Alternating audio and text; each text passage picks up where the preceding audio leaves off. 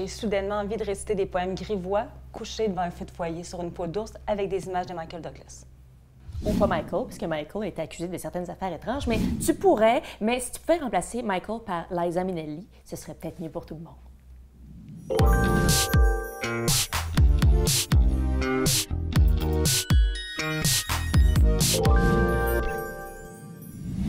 Bonjour, Mélissa Normandin-Roberge, entrepreneur, conférencière, coach et experte en paillettes. Avant d'aller plus loin, je vous invite à visiter mon site internet, le www.melissanormandin-roberge. Il y a plein de gratis. C'est extraordinaire. Je reçois une vraie paillette. En fait, elle ne savait pas encore que c'était une paillette, mais là, on va lui apprendre et on va l'éduquer là-dessus. La chroniqueuse, blogueuse, qui fait 1001 affaires, que je capote sur elle. Je ris tellement quand je la vois. Catherine Etier. Bonjour, mon Dieu! Ça rentre pas sur ma carte d'affaires, ce titre-là. Non, hein? J'ai pas de carte d'affaires. T'as pas de carte d'affaires. Bien, ravie de te rencontrer. Merci de me recevoir. Bien, ça me fait plaisir, Manoir. Moi, je peux sortir mon accent de Shawi. Je viens de Shawinigan. J'avais oublié de te dire ce détail-là. Donc, Manoir, tu sais, tout ça, qu'est-ce que tu vas avoir? Ça vient te chercher. Oui, dans mon intérieur. Mais moi, je trouve ça beau, je trouve ça chanté. Exactement. Catherine, j'avais envie de te recevoir pour 1001 raisons. Premièrement, c'est vraiment vrai. Je capote sur toi toutes les fois que je te vois. Je te trouve tellement drôle. J'avais envie de parler beaucoup de ton unicité.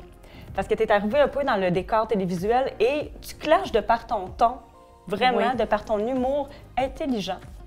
Beaucoup. Bon, merci bien. Comment tu fais pour te gentil. connecter? Parce que, tu sais, bon, l'authenticité, c'est un peu galvaudé, c'est un peu un terme qu'on utilise à gauche et à droite, mais comment tu fais vraiment pour te brancher sur qui tu es vraiment, puis sans que ça peut-être dérange tes employeurs ou les gens qui t'engagent présentement? Bien, je sais pas trop. C'est pas quelque chose de planifié. En fait, je suis quelqu'un qui est très intimidé par ce milieu. Souvent déçue, souvent horrifiée, parfois séduite par des gens que je rencontre. Puis je pourrais pas être quelqu'un d'autre ou essayer d'être plus extraordinaire ou plus... je serais pas capable parce que je casserais. En fait, j'ai pas ce talent de comédie ou de... Je sais pas, de créer un personnage. C'est vraiment parce que j'ai pas ce talent-là. Puis j'ai envie de voir du monde vrai. Puis j'essaie de faire un petit devoir... d'honnêteté, si on veut, de par mes textes, de par ce que je dis. Ouais, surtout que je m'adresse à des jeunes, fait que, ben, dans une partie de mon travail, fait que j'essaie le plus possible d'être... En fait, je serais pas capable de faire autre chose. Parce qu'il y a des gens qui pensent que c'est un personnage, Catherine Etier, et finalement, c'est pas ça du tout. Bien entendu, il y a une petite façade, là. Il y a une petite clôture, une petite haie de cèdre que je taille à l'occasion. Mais oui, je sais, j'étais un peu... c'est sûr, il y a un peu un personnage, mais donc je fais juste un peu mettre mes doigts dans la prise avant d'être devant une caméra. Mais c'est ma façon de me protéger pour pas mourir de panique. Paniques-tu, Catherine Etier? Tout le temps. Ah tout oui? le temps. Moi, je suis une personne très anxieuse et je me demande tout le temps qu'est-ce que je t'apprête faire là. C'est une question que je me pose souvent. Fait que oui, c'est sûr, c'est vraiment... bon, je sais que ça fait rire les gens aussi un peu le personnage, mais c'est surtout pour me protéger, en fait, parce que je suis quelqu'un d'assez vulnérable. Puis, ben c'est ça, voir des filles qui braillent à la TV tout le temps, ben c'est un peu lassant. Fait que j'essaie de pas brailler en me mettant... C'est ça. Ah, tu as envie parfois de brailler? Constamment. Ah oui, hein? En ce moment, je pleurerais. Pleure donc, ça ferait un bon show, s'il te plaît. En fait, quand j'ai commencé Codef, les gens sur le plateau, puis certaines personnes m'écrivaient pour me dire, je sais pas, pour s'assurer en fait que ça allait bien, puis sur le plateau, t'étais-tu correct, puis parce que justement, je dégageais une certaine vulnérabilité, puis je le voyais pas tant. Je me suis mis à me demander si j'avais l'air d'une petite biche abandonnée sur le bord d'une rivière. Ça m'a dérangé, mais en même temps, c'est qui je suis, puis j'apprends vraiment à connaître, à découvrir ce côté vulnérable-là, parce que c'est ça, dans Codef, on parle beaucoup de soi, puis on se pose beaucoup de questions. On aborde des sujets qu'on n'aborderait pas, puis on creuse. Bon, c'est pas une grande émission de psychanalyse, mais quand même, j'ai appris sur moi dans Codef en répondant à des questions sur mon intimité, puis ça me fait me rendre compte que je suis peut-être moins solide à certains niveaux, puis je trouve ça bien correct de montrer ça, parce qu'on n'est pas toutes des beams dans le showbiz, puis on n'est pas toutes extraordinaires, puis magnifiées, comme on nous présente souvent. Je trouve ça beau de montrer ça. Mais justement, est-ce qu'il y a des choses que, pour toi, c'était non négociable?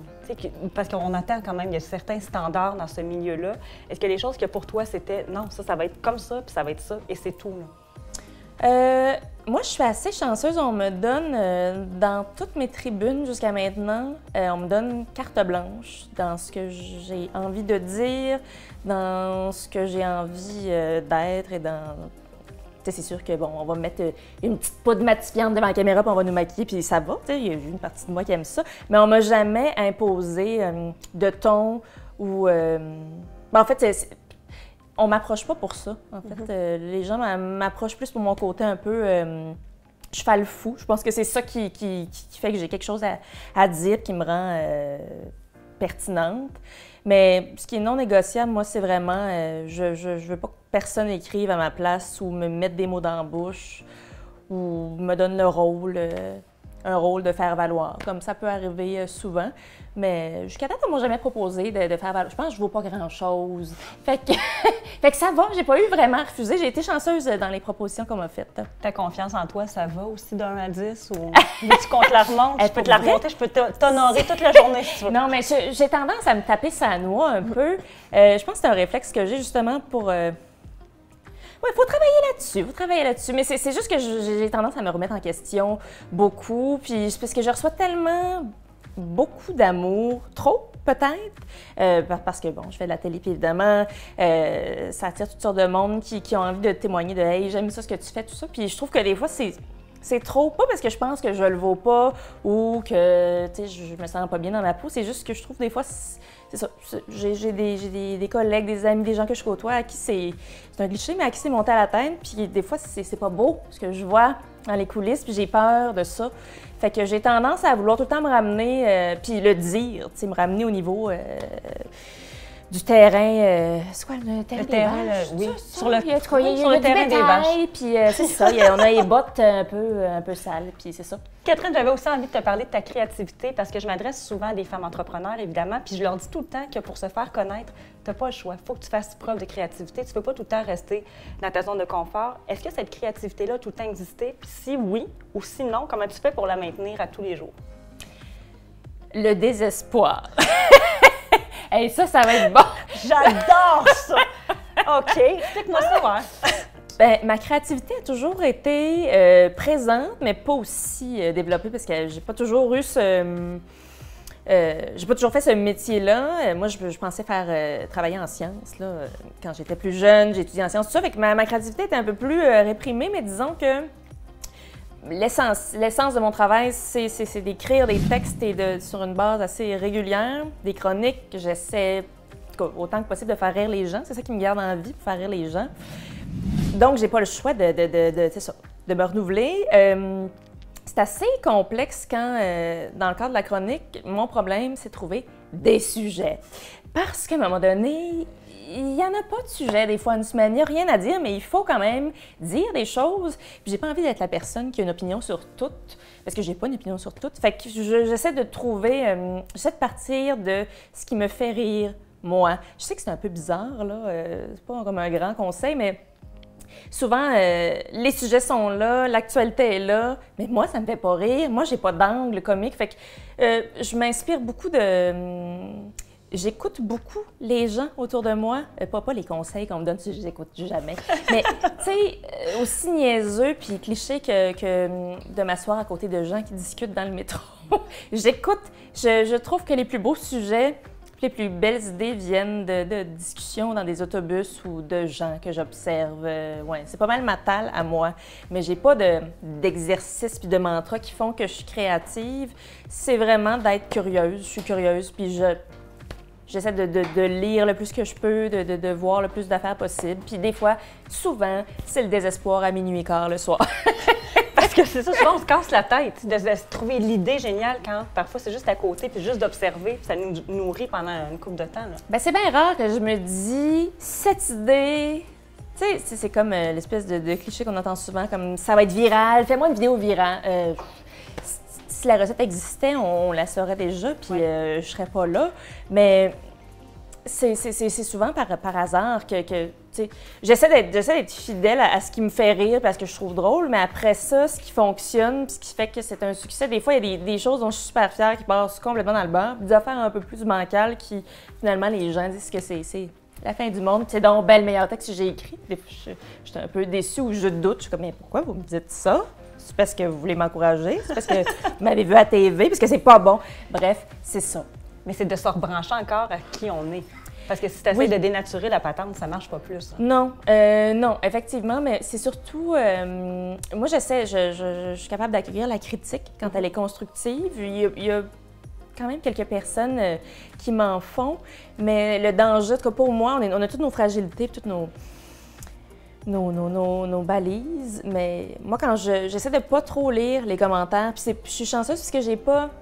Bon, je les lis pas beaucoup, fait que je sais pas tant, mais tu sais, j'ai pas beaucoup de commentaires négatifs. Moi, j'ai beaucoup de gens qui sont gentils, puis qui me disent que je suis drôle et tout, puis moi, ça me fait vaciller dans ma créativité. Quand j'ai trop... tu sais, quand t'as une semaine où tu as un plus grand succès dans une chronique ou quelque chose, moi, je suis contente après ça d'avoir, entre guillemets, des échecs ou des affaires qui fonctionnent moins, puis ça me permet juste de me regrounder puis de rester fidèle à mes idées. Parce qu'après ça, tu veux pas décevoir les gens, puis c'est ça le problème, tu veux pas décevoir, puis là, tu veux être, tu sais, t'étais bonne là, fait que là, il faut que tu sois un peu plus là, puis à un moment donné, ça devient démesuré, puis là, après ça, un matin, tu te lèves, tu te dis, je fais juste écrire des textes, puis je lis des chroniques phonées, là, je sauve pas de vie, fait que c'est pas grave. C'est de ramener ça là, mais j'ai perdu le fil de... C'était quoi ta question? C'était parfait, okay. C'est exactement la réponse que je voulais. Et garde, tu m'en mets sur « Penses-tu que tu as peur du succès? » Ah, on me demande souvent ça. Probablement.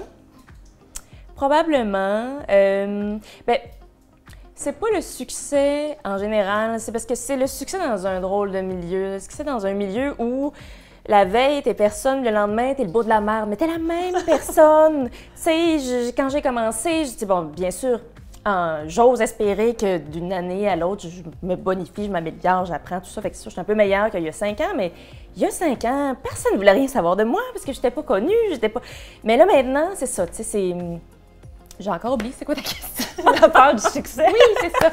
C'est ça, moi, je suis un peu, j'oublie, hein? Ça, c'est ça. C'est ça. J'ai pas peur du succès, mais c'est ça, c'est le succès dans l'œil de la caméra. Puis, tu sais, des fois, c'est de prendre une mauvaise décision aussi, de participer à un projet qui fait en sorte que je sais pas, que je suis plus une tête d'affiche du 7 jours qu'une fille qui écrit. C'est comme, le succès est relatif à, oui. Tu sais, il y a des gens qui se qualifient de succès parce qu'ils ont 70 000 personnes qui les suivent sur Instagram. Moi, j'essaie de relativiser mon petit succès. Tu sais, quand des gens que j'estime autour de moi trouvent que j'ai fait un bon coup, là, je suis contente. J'ai pas... c'est ça. Encore une fois, ça peut paraître un peu un cliché, mais moi, d'avoir, tu sais, comme là en ce moment, on a des campagnes d'affichage pour Codef, puis il y a nos faces partout. Moi, ça me fait paniquer, cette affaire-là. Je considère pas que c'est un succès, tu sais. Je trouve que la photo est belle, c'est un succès de photo, mais... Pour moi, c'est pas, tu sais, mettons, ma mère est super fière de ça, puis je comprends que dans son œil, tu sais, sa fille est sur des affiches, mais moi, je préférerais, c'est ça. Le succès est vraiment dans... J'ai-tu écrit une bonne chronique? J'ai-tu fait un bon texte? J'ai-tu dit une bonne affaire? J'essaie de me situer là. Si toi, t'es fière de toi aussi. Ouais. OK. Puis si j'ai un truc, si jamais tu veux t'évader de, tu sais, mon Dieu, qu'est-ce qui m'arrive, j'ai ma face partout, tu t'en viens chez nous à Shawinigan, on va lire des poèmes, ça va être extraordinaire. Je pense qu'on va passer une magnifique soirée. Invite-moi, je suis due pour un poème. Catherine, évidemment, bien, je peux pas m'empêcher de te parler de paillettes, parce que moi, je suis une experte en paillettes. Et ma théorie, en fait, sur les paillettes, c'est que quand t'en as une qui brille, c'est bien beau. Mais quand t'en as un shitload, c'est encore plus beau. Shitload de paillettes.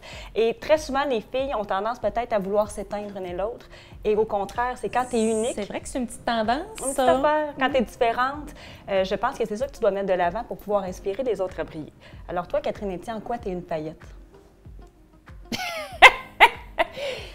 Pensais-tu répondre à ça un jour dans ta vie? Non, je ne croyais pas, mais je suis heureuse qu'on me pose la question. En quoi je suis une paillette? Je sais pas, on me dit souvent que peut-être dans la façon de m'exprimer, qui est un peu théâtrale. J'ai comme...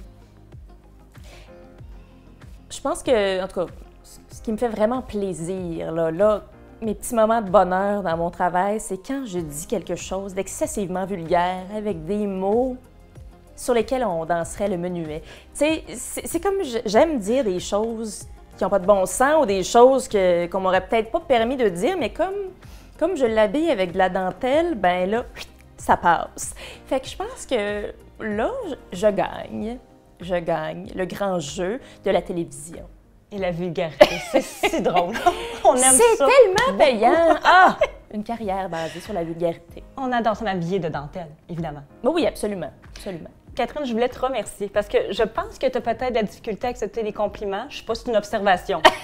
Rapide, là. Ah, c'est mon personnage. C'est mon personnage. C'est ça, c'est ton Parce que j'en personnage reçois construit. beaucoup. Fait qu'à un moment donné, Mais j'ai plus de prends-les. place dans ma sacoche. Si tu les reçois pour vrai, moi, je te Mais le dis, t'es je te l'ai gentil, dit d'entrée de jeu, t'es vraiment une fille qui sort de l'ordinaire, qu'on a envie. En fait, tu brilles carrément, là. C'est vraiment le Oui, spotlight. je suis de la moustache. Oh non, ça, je ça sais. va. Mais ça, c'est Écoute. ma marque de commerce. Hein. C'est ma petite paillette. Elle.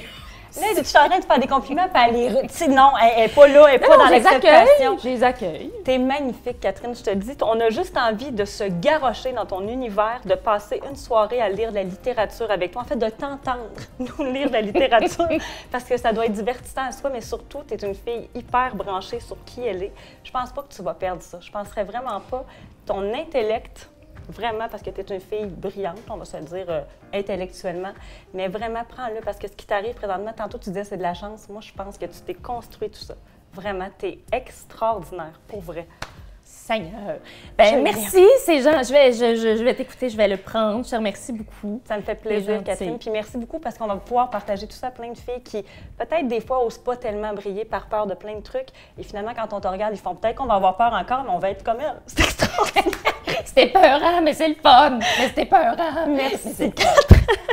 Merci beaucoup et on se revoit Merci à bientôt toi. pour une autre capsule paillettes. Donc, pour aller dans les expressions grivoises, je vais t'en apprendre deux. Ah, je suis toujours preneuse. Il y a tout d'abord, c'est déplotant, C'est déplotant qu'on peut utiliser dans toutes les sauces. dans les situations où on perd notre plot. Voilà. OK? Ou, si on est vraiment, vraiment très excité, très enthousiaste, c'est à se péter à plat dans la vitrine. Ah, je pense qu'Alain Gravel va adorer que je lui dise ça. Bonjour, Alain. Merci, bonjour Alain. Ma mère va me tuer. Ben non, faut s'abandonner, faut À s'abandonner. toutes les à fois, je cette fais des expression-là. niaiseries. de même. Et c'était pas vulgaire. Ben non, c'était de... Écoute, c'est habillé de velours. C'est des expressions. Là, je viens de perdre ma plotte. Dans le cas,